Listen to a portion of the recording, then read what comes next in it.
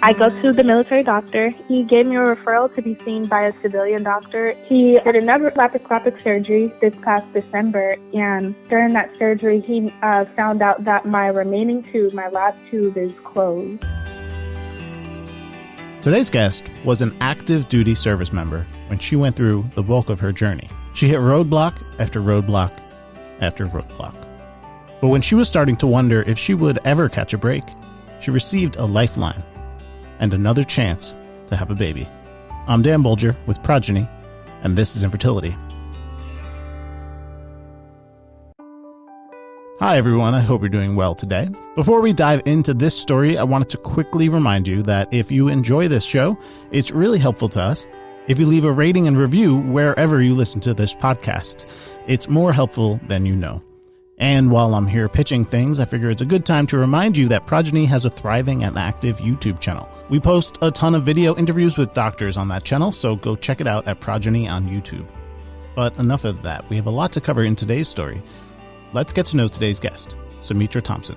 My name is Sametra Thompson. I'm 26 years old, originally from San Diego, California, and I'm an active duty service member, so that's something interesting about me. Growing up, life wasn't really easy for us. It was just me, my brother, and sister. I'm the baby.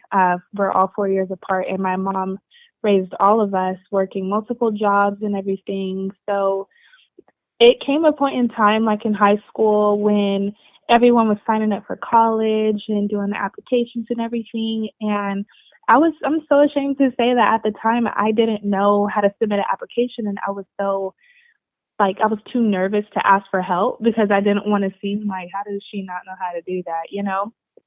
So school just wasn't my thing at the time. So I was just looking at all my options and seeing what would be the most rewarding career for me and something that would get me out of my hometown, San Diego. And one of my friends from high school, I seen that she joined the Army. So I said, hey, I have nothing to lose. I don't really have anything going on for myself. And that's the best way that I can improve my life. So I joined the Army in 2016. We've featured a few active duty service members on our show over the past few years, and I really love when we get to do it. First, yes, these are the men and women who serve to protect us, and the sacrifices they make for us means that we need to support them wherever we can. And second, it's always a very unique perspective of all of this. Fertility treatment can be all-consuming, but so can the military. So it tends to be an added challenge. I enlisted as a combat engineer. So my first 3 years, about 2.5, 3 years in the military, I was really out there, doing a lot of field exercises, never really had time to myself. It was very tedious, especially being a young woman at that, and my first time away from home. So I realized that specific job wasn't for me, so I now work in logistics. The Army can be a busy kind of job. I imagine that's a huge understatement. So for young people who have joined up, work can be a great place to find a relationship. At the time, I was stationed in Korea. He was in Korea, I'd say about 5 months before I got there. So at first I was stationed in Fort Hood, Texas, and I got orders to go to Korea. So I went to Korea, and about a month later, I met him. I was kind of like I said, he was there before me. So once I got there, I was kind of like the new girl.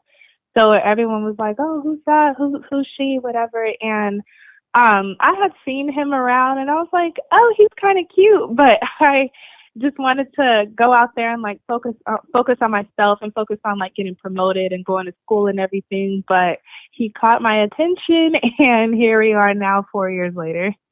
The couple are married now, and they spoke about their common goals to have kids, even back when they were dating. When we initially started dating, I remember telling him, if we're going to do this and, if this is serious, I'm going to let you know I want a huge family. I've always seen myself as being a mother.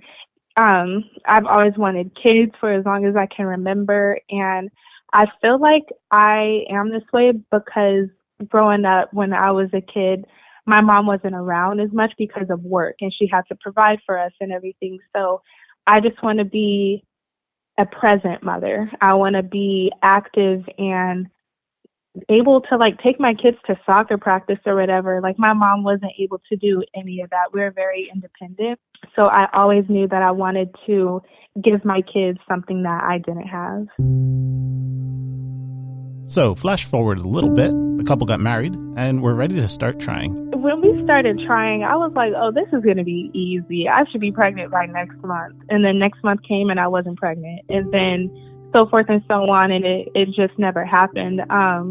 You know, for most women, we just assume that it's going to happen because it's human nature where we reproduce and we make families and, you know, this is just what we're supposed to do. But who says that that's what we're supposed to do, you know? And as far as like all the reproductive issues, like I never knew anything about it. So I didn't know to like go to the doctor to see if there's something wrong, because nothing's wrong with the women in my family, and nothing is wrong with the people on my husband's side of family either. So I didn't know what to look for. I just assumed that things were going to happen, but unfortunately it didn't. It didn't. They tried for about 6 months with no results.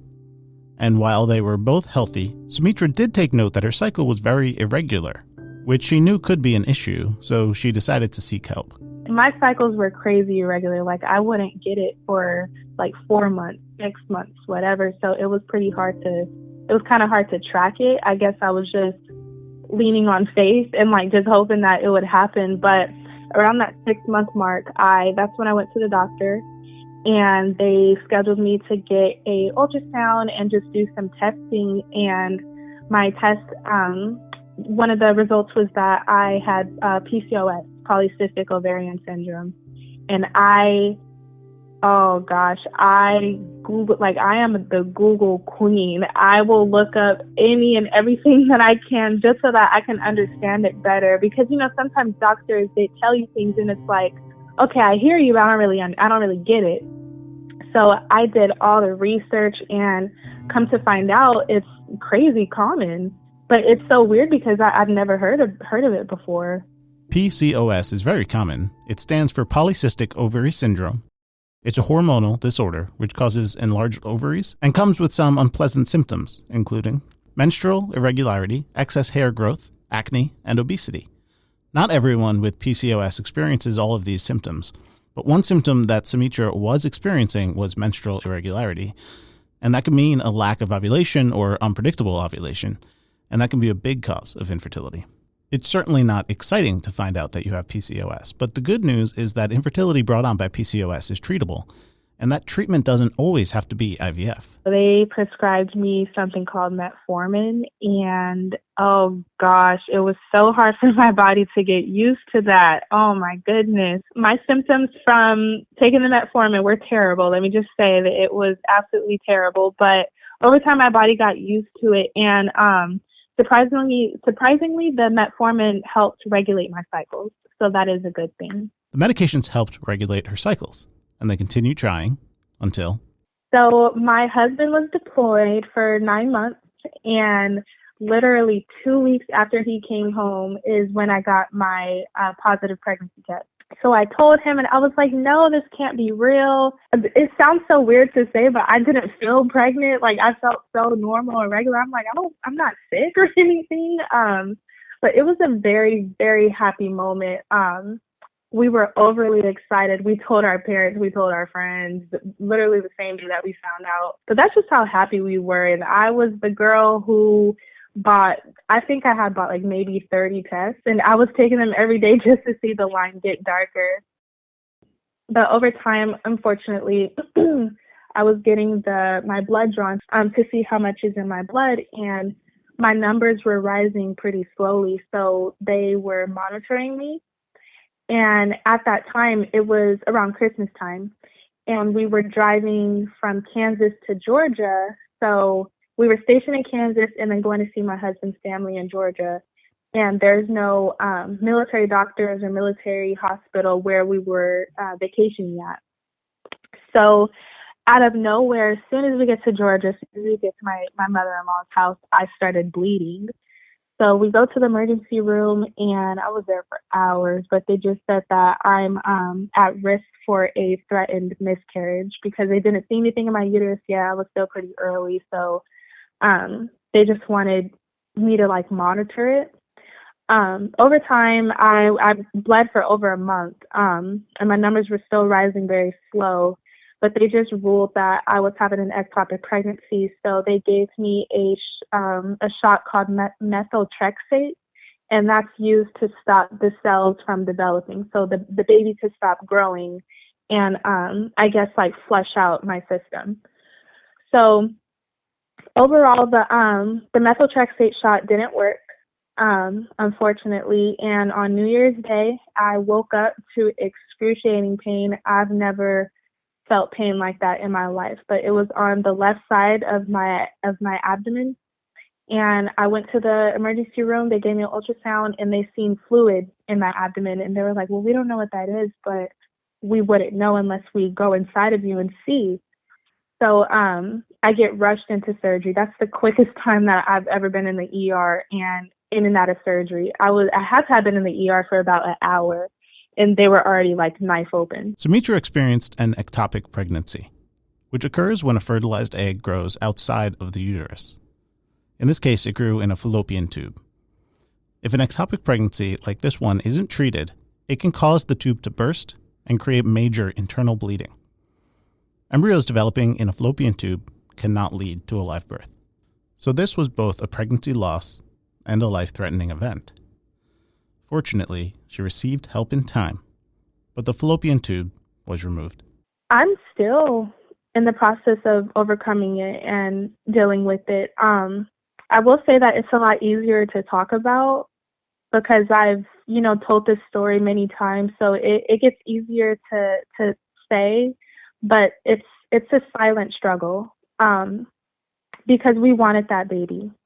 And for so long, even after we had lost it, for so long, I just wanted that feeling back because I remember like starting to get symptoms, like I was getting a little sore and I was like craving super sweet things. I just wanted like strawberry cheesecake. I don't know why, but I just wanted that feeling back. I wanted that baby back. And it was hard for my husband and I to like even talk about it, like to ask him, like, how do you feel? Are you okay as far as like losing the baby? And for him to ask me the same thing, like, what do you say? What do you do? How do you continue life? And there really is no answer. All you can do is just wake up the next morning and keep going. That's it. We had stayed in Kansas. So all of this happened January of last year, and we stayed in Kansas until August of last year. So after Kansas, we moved out here to Georgia, and I'm in a new environment now.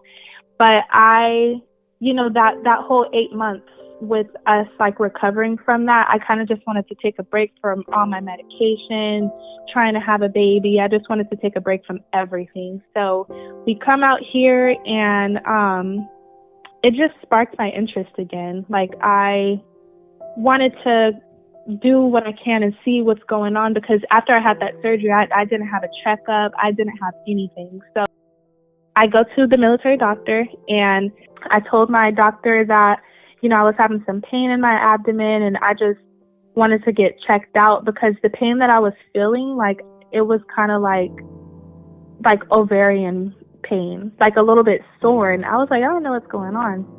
So thankfully, he gave me a referral to be seen by a civilian doctor, and that doctor said the same thing, that they wouldn't know what's going on unless they see inside of me. So he did another laparoscopic surgery this past December, and for the most part, everything was pretty decent. My uterus was decent, but during that surgery, he found out that my remaining tube, my last tube, is closed. So he also said that the only way for me to conceive would be through IVF.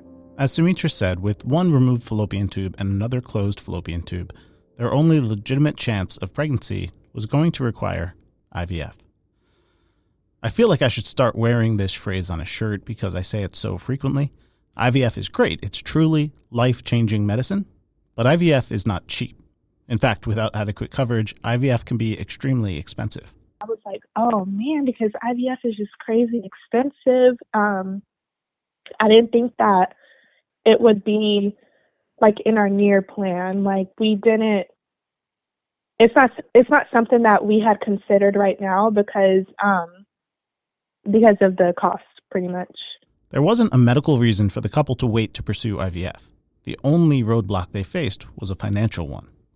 This is why we are so passionate at Progyny about this. Access to care simply needs to be improved. When an employer chooses to offer Progyny for their employees, they're offering medical treatment for this medical issue. But unfortunately, Sametra didn't have Progyny. So she did what everyone does when they're lost. She Googled it. In the back of my mind, I'm like, okay, there's got to be programs to help with IVF or fertility treatment or the medications. I know that there's something out there. So I started following all of these IVF groups on Facebook, and I noticed a lot of people talk about like applying for grants, and whether they, receive a grant or not, like it doesn't hurt to try. So I looked up some, and when I looked them up, I was being very specific about it. So I looked up grants for service members.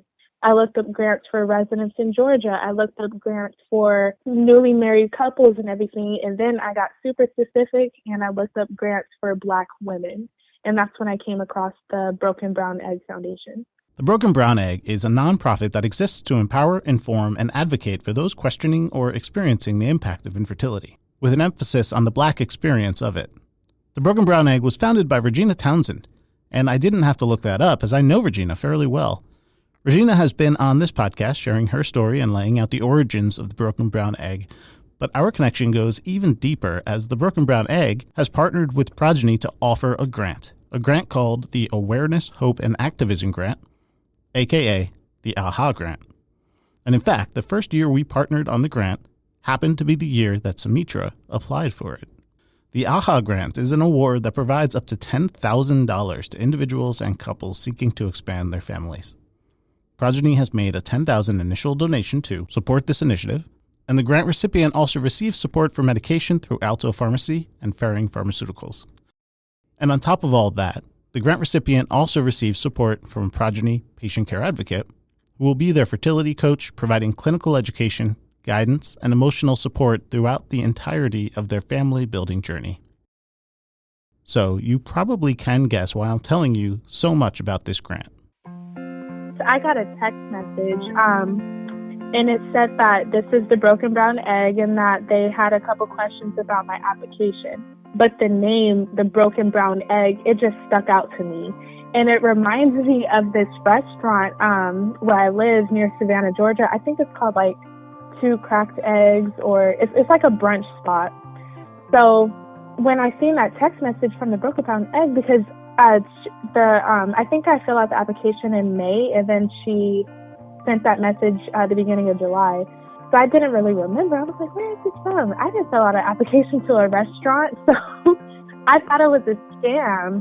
So I didn't reply. I was honestly going to block the number, but I didn't reply. And then I seen in my email, I seen the same thing. And then I looked at the email address, and I was like, oh, this is the grant. So I messaged her back. I was like, I am free anytime. Like, please call me. She called me, and as soon as I answered and I seen, it was her and the backdrop that she had, like the green screen thing, like it just looked super official. I feel like I won. I feel like this is like a setup or something. So she definitely tricked me. She did catch me by surprise, but oh man, that has to have been the best day of my life. So they received the grant. This was an extraordinarily exciting time, and it meant that their plans were going to change. I think she called us like a Friday evening. So on Monday, here I was doing some more research, looking for fertility clinics in my area, and just seeing like which clinic had like what they offer and everything. So I did find one in Savannah, Georgia. And I've already had my consultation. I've already had my blood work. I actually have an appointment with them to start my process this upcoming Monday. So we're getting the ball rolling. We are not waiting. And that is where we left Sametra when we first spoke. We tend to record with people in advance of the show's release date, which is pretty obvious as it's not a live show. But what I mean to say is we tend to record with people well in advance of the release date. And sometimes we record with people and we kind of allow too much time to pass before we get them on the schedule. And when that happens, we like to offer our guests the opportunity to do a second call and give us an update on what's transpired in the time since we last spoke. And that's what we did with Sametra. So when we left her, she was ready to get started with IVF. But, well, there was a delay. They found that I had a cyst on one of my ovaries, and it was pretty large, and they didn't feel comfortable starting treatment with that cyst because they didn't want it to affect the embryo or anything. So they put me on birth control for about a month. Yeah, I was only on it for a month so that the cyst can get smaller or hopefully go away. That cost them a month, and then there was a miscommunication over medications, which, to make a long story short, meant another month of waiting. Finally, the following month, everything was ready to go, and her medications arrived in the mail. My medication got delivered like maybe 2 days later, and when I tell you, I was so shocked with how much stuff came. Oh my goodness, and some of it had to be refrigerated. So I've been doing my own research with IVF for a very long time, just so that I can know what I'm getting myself into, what stuff is coming into my body and everything, just so that I can have a good understanding of what's going on. And that did not prepare me for what I seen, like just how much medication it was. So I try to separate everything, and I'm a very organized person. I'm kind of corny too, so I had like kind of like a shelf, like a shoe rack, if you will, to put behind my door. And each day, like I would just put what medications I would take for that day, that morning, that afternoon, and that evening. So I organized it to the T. Oh my gosh, my husband thought it was so funny. So organized everything, and I started my first dose of medication on March 16th, and that's my husband's birthday. And I'm also a very religious person, so I just thought that was a pretty big sign because March 16th is also John 3:16, which is a verse that is pretty important to me. So start my medication that day, and I was so scared because I thought, like, I've never taken so much medication at once. So I'm like, am I going to wake up in the morning? I don't know. I was just thinking just intrusive thoughts, I want to say I was more nervous because, okay, we're really, like, this is really happening. We're really walking into this. There's no going back. So I did, in fact, wake up the next morning, and I was like, okay, I have no weird side effects or anything. So continue to take my medications until my egg retrieval. The egg retrieval, the big day. Now, remember, Sametra has PCOS. And one thing of note for women with PCOS, when they do IVF, is that they tend to retrieve a lot of eggs. They retrieved 25 eggs, and come to find out, it, like, over time, once they grow, we had 10 embryos that made it to the blastocyst stage, and they were all good grades, like perfect grades. So at that point, we had to figure out if we wanted to test our embryos for any chromosome issues or anything like that. But with the cost, it was just way far out of our budget because it was $600 per embryo, and we have 10. Sametra had the grant, and it meant she could go ahead with IVF. But unfortunately, she still didn't have comprehensive coverage, which meant that she was still in a position to make decisions based on cost. That being said, these embryos looked good, and she had a lot of them, so she's in a good position. But it was a successful transfer, and I say that it was successful because the baby kept growing until it reached 8 weeks. I went in for my blood work to make sure that my levels were rising and everything was rising. Everything was looking good. As I said before, it just seemed, everything just went perfect. And it honestly seemed too good to be true. I was like, there's no way, like, on an untested embryo, and I don't know. I was just very grateful and thankful. But the baby did stop growing at 8 weeks, and we didn't find out until I was 10 weeks. So the baby had been in there for 2 weeks without a heartbeat. And that was something that my husband and I were not prepared for, because once we heard the heartbeat, we were like, okay, let's allow ourselves to be happy. and let's allow ourselves to think about the future with the baby, and let's get prepared because it has a heartbeat and that heartbeat is staying. And we were very certain of that. So to find out that it wasn't, I can't even explain the emotions that we felt. We're okay now, but just taking it one day at a time. Their transfer wasn't the transfer that would lead to a baby. But Sametra still has hope. And she still has embryos from her first IVF cycle frozen in storage for a future transfer. As long as I'm alive and well, I'm going to do everything in my power to bring a child into this world. And nothing will ever stop me. And it's crazy because beforehand, I didn't think that I was this strong. And I didn't think that I had, that motivation to keep going, because when I tell you, my heart is still broken to this day because I wanted that baby that bad, but it's still not going to stop me from what my husband and I want to do.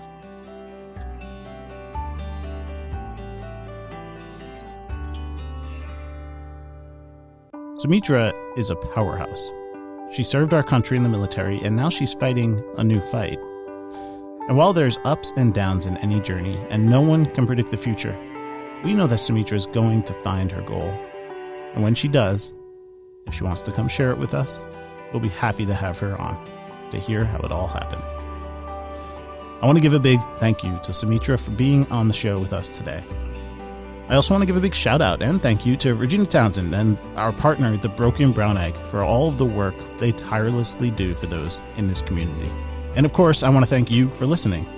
If you want to connect with us, you can do so on Instagram at This Is Infertility Podcast. If you want to follow Progyny, you can do so at Progyny Inc. This Is Infertility is brought to you by Progyny. Please remember this podcast is not intended to substitute for the personalized expert advice of your physician. I'm Dan Bolger, and this is Infertility.